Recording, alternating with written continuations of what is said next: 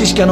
বলতেছে ইয়া রাসূলুল্লাহ, আমারও ছোট ছোট দুইটা বাচ্চা আছে, তাদেরকে দুধ পান করে চলে আসবো, একটু যদি শিকারি থেকে একটু সময় নিয়ে দিতেন। ইয়া রাসূলুল্লাহ, আপনার কথা তো কেউ ফালে না, আপনি তো বুঝবেন আমার কষ্টটা, আমার ভাষা তো সে বুঝতেছে না, আপনি তো আমার ভাষা বুঝেন, কারণ আল্লাহ তো বলেছেন কোরআনে পাকে, ওয়া আল্লামাকা মা লাম তাকুন তা'লাম ওয়া কানা ফাদলুল্লাহি আলাইকা আযীমা। আমি আল্লাহ যাকে ভালোবাসি, আমি আল্লাহ যা জানি সমস্ত কিছু জানিয়ে দেই। এখন নবীকে তো সমস্ত কিছু জানিয়ে দিয়েছেন, কারণ নবীকে তো আল্লাহ ভালোবাসেন। নবীজি কথা যখন বলতেছেন, শিকারি কাছে বললেন, এ শিকারি, একটু কি হরিণকে সময় দিবা, সে দুধ পান করিয়ে চলে আসবে, তার ছোট ছোট দুইটা বাচ্চা আছে। এখন শিকারি বলতেছে, কি বলেন, হরিণ এই কথা আপনার কাছে বলছে? বলে হ্যাঁ। বলে হরিণ বললো কোন সময়? সুবহানাল্লাহ কয় না? সুবহানাল্লাহ। বলে হরিণ বললো কোন সময়? শুনলামই তো না। হরিণ তো শুধু আপনার সাথে ফেল ফেল করে তাকিয়েছিল।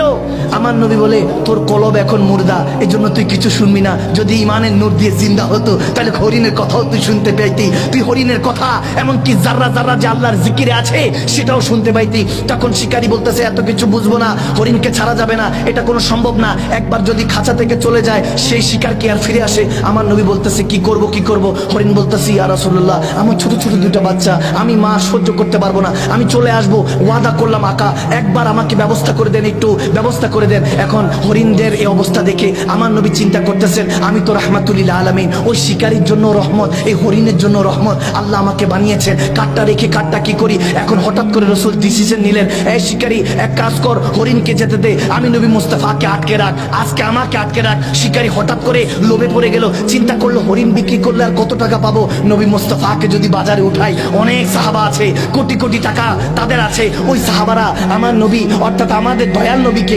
মুস্তাফা জানের রহমতকে খরিদ করে নিয়ে যাবে। সেই মনে মনে খারাপ চিন্তা করতে লাগলো যে আজকে তো বাজার গরম হবে, হরিণ বিক্রি করলে কত আর পাবো, মানুষ বিক্রি করলে তখন দাস প্রথা কেনা বেচার সিস্টেম ছিল।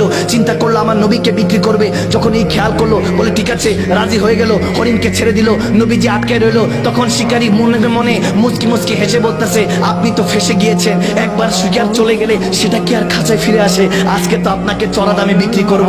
মনে মনে যখন খুশি, বলতেছে অনেকক্ষণ হয়ে গেল, হরিণ তো আসতেছে না, ঘরটা দুয়েক হয়ে গিয়েছে, আর আসবে না, আপনার কিসমত খারাপ।